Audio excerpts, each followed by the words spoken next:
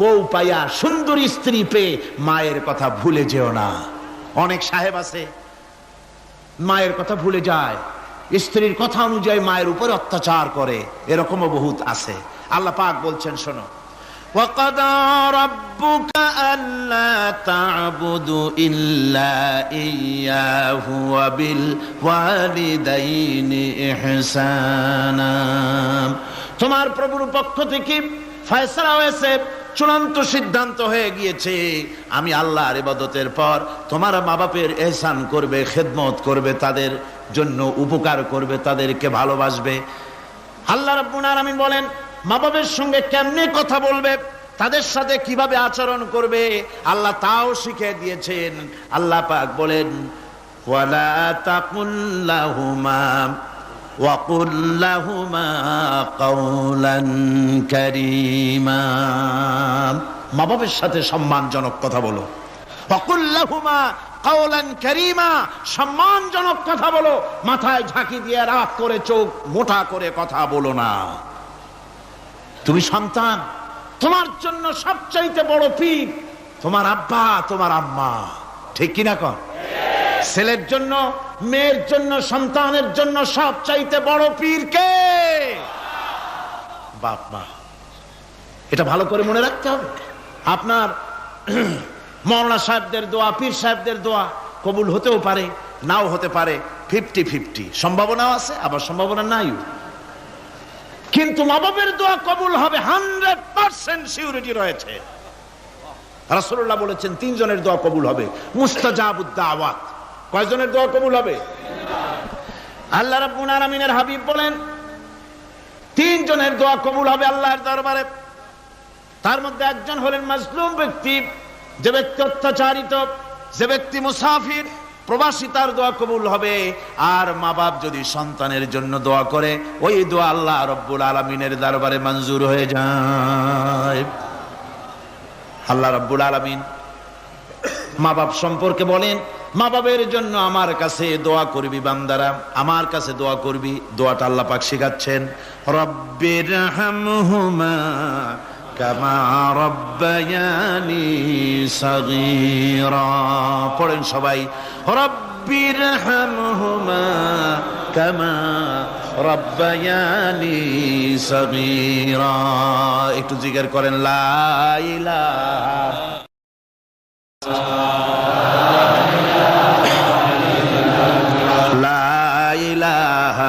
ইল্লাল্লাহ, লা ইলাহা ইল্লাল্লাহ, লা ইলাহা ইল্লাল্লাহ, লা ইলাহা ইল্লাল্লাহু মুহাম্মাদুর রাসূলুল্লাহ। আমার ভাইরা, আল্লাহ পাক শিখাচ্ছেন, বান্দা তোর মা বাপের জন্য আমার কাছে দোয়া কর। আয় আল্লাহ, আয় রব, আয় আমার প্রভু, আমার মা বাপ যেমন ছোটবেলায় আমাকে স্নেহের কোলে লালন পালন করেছে, আয় আমার আল্লাহ তুমি আমার মা বাপকে তোমার রহমতের কোলে লালন পালন করো। আল্লাহ শিখাই দিয়েছেন। আমার ভাইরা, প্রত্যেক নামাজের পরে এই দোয়াটা ভুলে যাবেন না। ভুলে যাবেন? ভুলে যাবেন? আমার ভাইরা, আমার বোনেরা, সবাই প্রত্যেক নামাজের পরে পড়বেন, রব্বিরহামহুমা কামা রব্বায়ানি সাগীরা। এই দোয়া করতে কেউ ভুলে যাবেন না।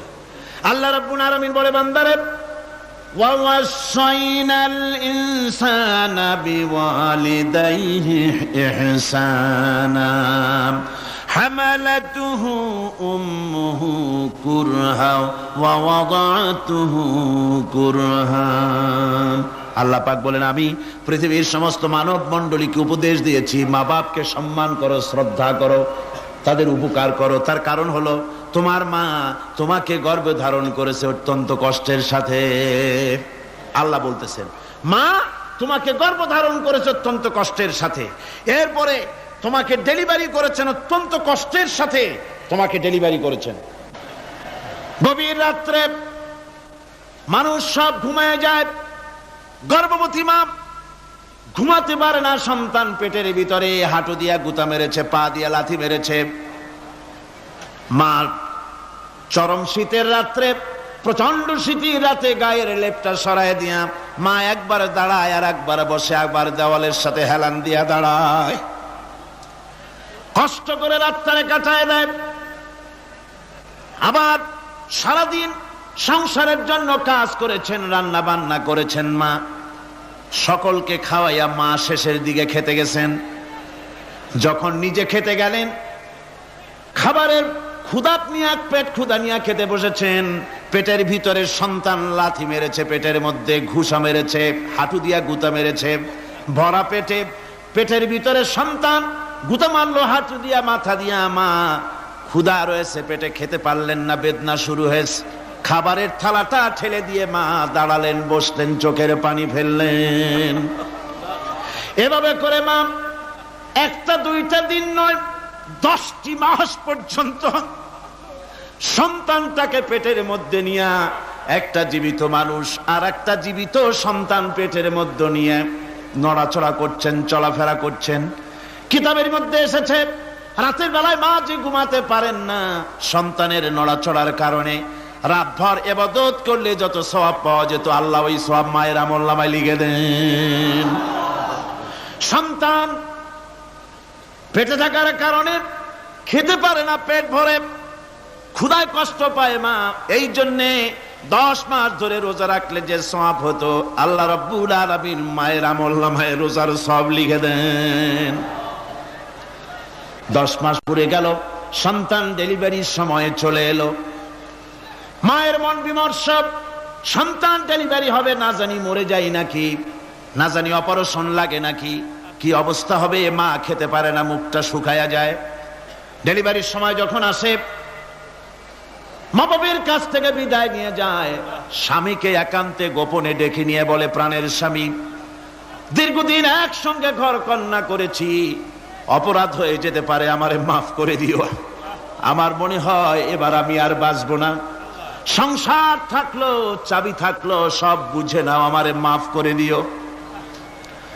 মা চলে গেল সতিকা গৃহে, ক্লিনিকে চলে গেল, অপারেশন থিয়েটারে চলে গেল, অথবা ডেলিভারির জায়গায় চলে গেল। ডেলিভারি পেইন শুরু হয়ে গেল, বেদনা শুরু হয়ে গেল। এক একটা বেদনা যেন মায়ের এক একটা মৃত্যু যন্ত্রণা শুরু হয়ে যায়। এমন যন্ত্রণা, প্রসব বেদনা দুনিয়ার ভুক্তভোগী মা ছাড়া আর কেউ জানে না। এই চরম বেদনার ভেতর দিয়ে, চরম কষ্টের ভিতরে মা যখন একটা বাচ্চা প্রসব করলো, জিহাদের ময়দানের মতো মা রক্তাক্ত হয়ে গেলেন, সন্তান দুনিয়ায় এলো। মা তখন অস্থির থাকেন। এত বড় বিরাট কষ্টের ভিতরে আল্লাহ রাব্বুল আলামিন বলেন, সন্তান যখন ডেলিভারি হয়ে গেল, মায়ের মনের ভিতরে আমি তখন এই ফিলিংস, এই টেন্ডেন্সি জাগ্রত করে দিই, দেখ কি হয়েছে। মা তখন দেখতে চায় কি হয়েছে। মায়ের সামনে যখন এত কষ্টের, হৃদয় বিংড়ানো, কলিজার বত্রিশটি নাড়ি ছেঁড়া যন্ত্রণার সন্তান যখন মায়ের চোখের সামনে আসে, আল্লাহ পাক বলেন, মা যখন তার ছেলের মুখের দিকে তাকায়, মেয়ের মুখের দিকে তাকায়, আল্লাহ বলেন 10 মাসের পেটে ধরা কষ্ট আর ডেলিভারির সব কষ্ট মায়ের মন থেকে মুছে ফেলে দেই। আল্লাহ রাব্বুল আলামিন বলেন, খবরদার দুনিয়ার মানুষ, এমন মায়ের সাথে নাফরমানি করবি না। মাকে সম্মান করবি, মার কাছে দোয়া চাবি। দুনিয়ায় যদি সম্মান চাও, রিজেক্ট চাও, মায়ের পায়ে ধরে কাঁদো। মায়ের জাতি অনেক সম্মান তার। রাসূল করিম সাল্লাল্লাহু আলাইহি ওয়াসাল্লামকে প্রশ্ন করা হয়েছে, হুজুর খেদমত করব কার? হুজুর কয় মায়ের। তারপরে কার? হুজুর কয় মায়ের। তারপরে কার? হুজুর বলেন মায়ের। তারপরে কার? তোমার পিতার। 3 গুণ। তোর মায়ের মর্যাদা 3 গুণ বেশি, তোর বাপের চাইতে মর্যাদা বেশি। সুবহানাল্লাহ পড়ে। আর আজকে ইসলামের শত্রুরা তারা বলে যে ইসলাম নারীর অধিকার আদায় করে নাই। নারীর অধিকার ইসলাম দেয় নাই তো কে দিয়েছে? আমার বন্ধুগণ, বিশ্বনবী জনাব মুহাম্মদ রাসূলুল্লাহ সাল্লাল্লাহু আলাইহি ওয়াসাল্লাম মসজিদে নববীর ভিতরে বসে আছেন। এক বৃদ্ধা মহিলা মসজিদের মধ্যে প্রবেশ করলেন। হুজুর বৃদ্ধাকে দেখে দাঁড়ায় গেলেন, বিশ্বনবী বুড়ি মেয়ে লোককে দেখে দাঁড়ায় গেলেন। আল্লাহর নবী বুড়িকে দেখে দাঁড়ালেন। বুড়ি যখন কাছে এলেন, আল্লাহর নবী নিজের গায়ের চাদর বুড়ির জন্য বিছায়া দিলেন। বুড়ি বসলেন। এরপরে কথাবার্তা সারার পর বুড়ি যখন বিদায় হবেন, হুজুর আবার দাঁড়ালেন। বুড়ি মহিলা চলে গেলেন। সাহাবায়ে কেরাম বলেন, ইয়া রাসূলুল্লাহ, কিছুই বুঝলাম না, একজন বৃদ্ধা মহিলার জন্য বিশ্ব নবী দাঁড়ান আর গায়ের চাদর বিছান, আমরা বড় আশ্চর্য হয়ে গেলাম। নবীজি বলেন, ও আমার সাহাবীরা, তোমরা জানো না এই মহিলা কি চিনতে পারো নাই? আমি আমার মায়ের দুধ আমার জীবনে কিসমতে তেমন হয় নাই, আমি আমার মায়ের দুধ তেমন কিসমতে পাই নাই। যার বুকে দুধ খেয়ে, যার কোলে কাখে চড়ে আমি বড় হয়েছি, আমার সেই দুধ মা ইনি হযরতে হালিমাতুস সাদিয়া, আমার সেই দুধ মা। রাসূলুল্লাহ নিজে সম্মান দিয়েছেন মায়ের। খবরদার, মাকে অসম্মান করবেন না, মাকে সম্মান করবেন, মাকে শ্রদ্ধা করবেন। আমার বন্ধুগণ, আলেম ওলামা পীর বুজুর্গদের জন্য হাদিয়া তো দেন, আপনারা কোনো নিষেধ নাই, দেন। হাদিয়া দেওয়াও সুন্নত, নেওয়াও সুন্নত, দিবেন, আমি কোনো নিষেধ করি না। কিন্তু আমি বলতে চাই, পীর বুজুর্গদের কাছে, আলেম ওলামাদের কাছে হাদিয়া দিয়া আল্লাহরে যত না খুশি করতে পারবেন, এই ডালিম বেদানার মৌসুমে বেদানা একটা ভেঙে নিজ হাতে যদি মায়ের মুখে তুলে দেন, আল্লাহর আরশ খুশি হয়ে যাবে, আল্লাহর আরশ আজিম খুশি হয়ে যাবে, আল্লাহ পাক খুশি হয়ে যাবেন। মায়ের খাওয়াও, বাপকে খাওয়াও, তোমার সবচেয়ে বড় পীর তিনি। সুবহানাল্লাহ পড়ে, সুবহানাল্লাহ। মা বাপ যদি একটু দোয়া করে দেয়, তোমার জিন্দেগির কাম শেষ। একটু বদদোয়া করলে জাহান্নামে যাবা। কোন পীর সাহেব বদদোয়া করলে জাহান্নামে যাবে এমন কথা নয়, কোন মাওলানা বদদোয়া করলে দোজখে যাবে এমন কথা নয়। রাসূল বলেছেন, হুমা জান্নাতুকা ওয়া নারুকা, মা বাপ তোমার বেহেশত, মা বাপ তোমার জাহান্নাম। মা বাপ যদি অসন্তুষ্ট হয় দোজখে যাবি, আর মা বাপ যদি খুশি আল্লাহর জান্নাতে চলে যাবি। সুবহানাল্লাহ, সুবহানাল্লাহ, সুবহানাল্লাহ। মায়ের পায়ের তলে তোর বেহেশত। আমরা পুরুষ, আমাদের গত বছরও বলেছি, আমরা পুরুষ, আমাদের পায়ের তলে জুতা। আমাদের পায়ের তলে কি? শুধু জুতা। আর আমার মা, আমার মায়ের জাতি যারা এই প্যান্ডেলে বসে আছেন, আমার মায়েরা বোনেরা, মায়ের জাতি যারা পৃথিবীতে, মায়ের জাতির পায়ের তলে আল্লাহর বেহেশত। সুবহানাল্লাহ। নারীর মর্যাদা ইসলাম দেয় নাই, কে দিয়েছে? আল্লাহ দিয়েছেন, আল্লাহ রাসূল দিয়েছেন। আমার বন্ধুগণ, হযরত বাইজিদ বুস্তামি, ছোট্ট বাচ্চা ছেলে, গভীর রাত্রে মা অসুস্থ, পানির পিপাসায় জেগে উঠেছেন। বাবারে, পিপাসায় শেষ হয়ে গেলাম, পানি দাও। ছেলে ঘরের ভিতরে পানি না পেয়ে বাইরে দৌড়াদৌড়ি করলেন। অনেক দূর থেকে পানি নিয়ে এসে দেখেন মা ঘুমায় গেছেন। পানি নিয়ে দাঁড়ানো, পৌষ মাস, মাঘ মাসের শীতের রাত, ফজরের সময় মায়ের ঘুম ভেঙে গেল। তাকিয়ে দেখেন বাইজিদ দাঁড়ানো, হাতে পানি থরথর করে কাঁপছে। জিজ্ঞাসা করে, বাইজিদ তুমি দাঁড়ানো কেন? ছোট্ট বাচ্চা বলে, মা পানি চেয়েছিলে তুমি গভীর রাত্রে, পানি ঘরে ছিল না, অনেক দূর থেকে আনতে হয়েছে। মা বলছে, ঘুমাও নাই কেন গ্লাস থুইয়া? বাচ্চা বলে, ঘুমাই নাই, তুমি যদি আবার পানি চাও সময় মতো যদি দিতে না পারি, মা তোমার কষ্ট হবে, এই জন্য ফজর পর্যন্ত আমি দাঁড়ায় আছি, কখন তুমি পানি চাও। মা হাতের থেকে পানি নিয়ে পান করলেন। বাইজিদকে বিছানার উপরে আরাম করে কম্বল দিয়ে ঘুম পড়াইয়া দিলেন। হযরত বাইজিদের মা উযু করে ফজরের নামাজ পড়ে সিজদায় চলে গেলেন। চিৎকার মেরে কেঁদে বলেন, আমার রব, আমার আল্লাহ, আমি আমার বাইজিদের মা, আমি মা হয়ে বাইজিদের জন্য দোয়া করি। বাইজিদ আমার জন্য আজকে যা করেছে, আমি মা, আমার কলিজা ঠান্ডা হয়ে গেছে। আয় আল্লাহ, আমি বাইজিদের জন্য দোয়া করি, তুমি তাকে সুলতানুল আরিফিন বানাইয়া দিও। মঞ্জুর হয়ে গেল আল্লাহ পাকের কাছে দোয়া। আমার ভাইরা, আল্লাহ পাক বলছেন, খবরদার, আমার ইবাদতের পরে মা বাপ, আল্লাহর ইবাদতের পরে কারা? মা বাপ। মা বাপকে সম্মান করো, শ্রদ্ধা করো, মোহাব্বত করো, কিসমত খুলে যাবে, কিসমত খুলে যাবে। মা বাপকে সম্মান করো। হযরত আবু হুরায়রা রাদিয়াল্লাহু তাআলা আনহু রাসূলের সামনে এসে কাঁদতেছেন। হুজুর বলছেন, আবু হুরায়রা কাঁদো কেন? কাঁদো কেন? রাতের বেলা কাঁদো কেন? হযরত আবু হুরায়রা বলছেন, হুজুর আমাকে মা মেরেছেন। হুজুর বলছেন, মা মারলো কেন? কোন অপরাধ করেছো? কোন গোস্তাখি করেছো? আবু হুরায়রা বলছেন, না হুজুর, কোন গোস্তাখি করি নাই। তবে মারলো কেন? হযরত আবু হুরায়রা বলছেন, হুজুর আমি আপনার দরবার থেকে ফিরতে রাত হয়ে গিয়েছিল। মা জিজ্ঞেস করলেন, আবু হুরায়রা এত রাত্রে কোথায় ছিলি? বললাম, আমি ছিলাম যে কদম চুমতে পারলে দুনিয়া ধন্য হয়, সেই দরবারে নববীর কদম মোবারক থেকে আসতে আমার দেরি হয়েছে। আমার মা মুশরিকা, আপনার নাম শুনে তার গায়ে আগুন জ্বলে উঠলো, আমাকে ধরে মারা আরম্ভ করলো। বলল, হয় আমার বাড়ি ছাড়বি আর না হয় মুহাম্মদ সাল্লাল্লাহু আলাইহি ওয়াসাল্লামের দরবার ছাড়বি। আমি বললাম, আমার মা, তুমি বুড়ি মানুষ, তোমার গায়ে যত শক্তি আছে সমস্ত শক্তি দিয়ে আমারে পিটাও, আমারে মারো। মারতে মারতে আমাকে বাড়ি থেকে তুমি বের করে দাও। তোমার বাড়ি শুদ্ধ, তাম দুনিয়া ছেড়ে দিতে পারি, আল্লাহর নবীর কদম মোবারক ছেড়ে দিতে পারি না। হুজুর, আমার মা আমাকে গলা ধাক্কা দিয়ে বের করে দিয়েছেন। হুজুর বলছেন, আবু হুরায়রা তোমার মা তোমাকে মেরেছে, তুমি আমার কাছে নালিশ করছো? আমার তো এখানে ইন্টারফেয়ার করার কিছুই নেই।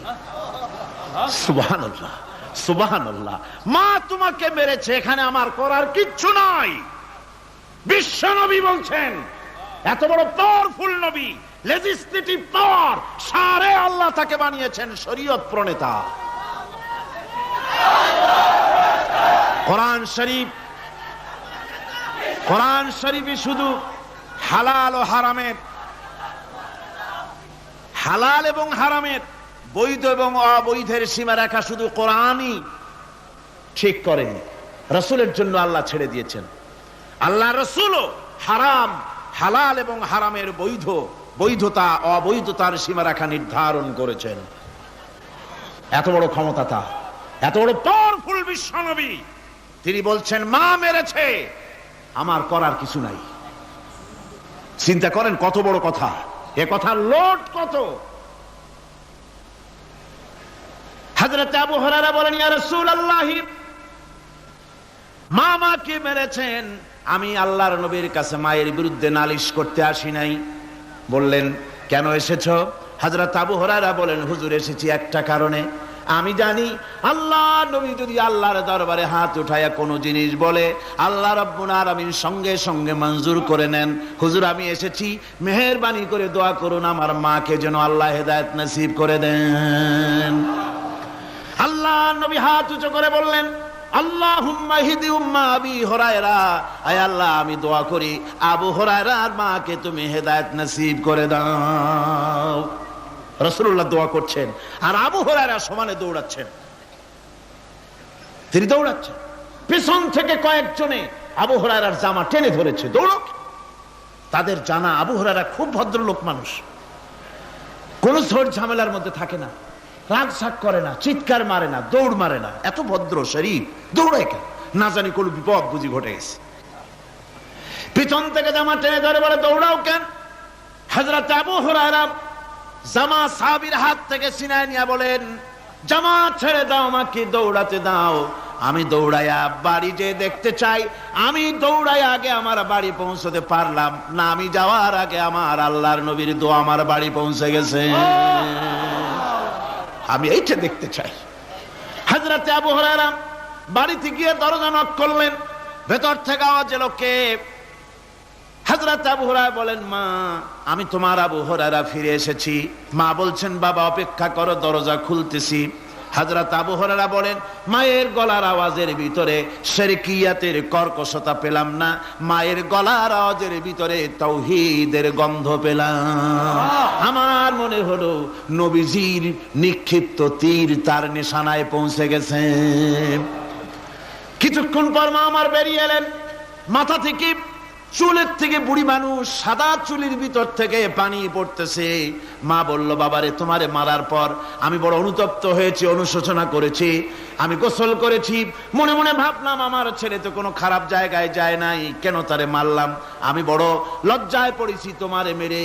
ও আমার আবু হুরায়রা, আমি গোসল করেছি, পবিত্র হয়ে গেছি, জলদি করে আমাকে নিয়ে চলো বিশ্ব নবী জনাবে মুহাম্মদুর রাসূলুল্লাহর দরবারে।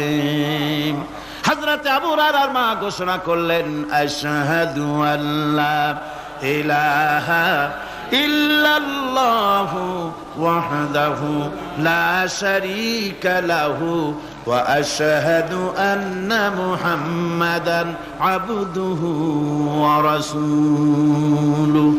আমার ভাইরা, মা বাপ সবচেয়ে সম্মানের জিনিস। আল্লাহর ইবাদতের পরই মা বাপের খেদমত করতে হবে। আল্লাহ পাক বলছেন, বান্দারে দেখ, মায়ের পেট থেকে আনলাম, মায়ের বুকের মধ্যে মহব্বত পয়দা করলাম, এত মহব্বত দিলাম তোর উপরে, যে কোনো বিদেশে যান, যেখানে যান, বাড়িতে ফিরলে পরে সকলে ছেলে মেয়ে ভাই বোন সবাই দেখবে সুটকেসে আমার জন্য আনছে কি, সবাই চিন্তা করবে আমার জন্য কি এনেছে। একমাত্র মা সন্তানের মুখের দিকে তাকাবে কখন খাইছে সে। সুবহানাল্লাহ, সুবহানাল্লাহ, আমার বাসার মুখখানা শুকনা, তুই বুঝি আজকে কিছু খাইস নাই।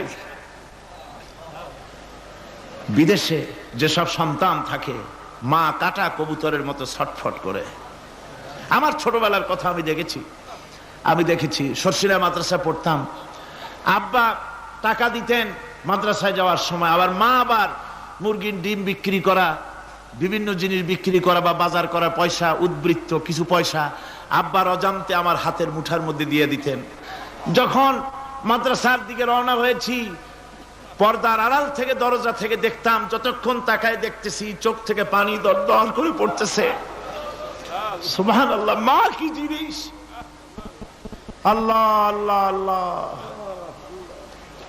বিদেশে যদি কারো সন্তান মারা যায়, সবার জানার আগে কবি বলতেছেন, বিদেশে বিরাজ্য যার পুত্র মারা যায়, পশু পক্ষী না জানিতে আগে জানে মায়। মায়ের কলিজার তারে টান লেগে যায়, মা বুঝতে পারে আমার সন্তানটা নাই। আহারে মা! আমার বন্ধুগণ, মা যার বেঁচে আছে বেয়াদবি করেছেন, পাও ধরে মাপ নিয়ে নেবেন, পাও ধরে মাপ নিয়ে নেবেন। মা তো পাও ধরে দেখবেন মাফ করে দিবে। সুবহানাল্লাহ, সুবহানাল্লাহ, কত দরদ তার বুকের মধ্যে।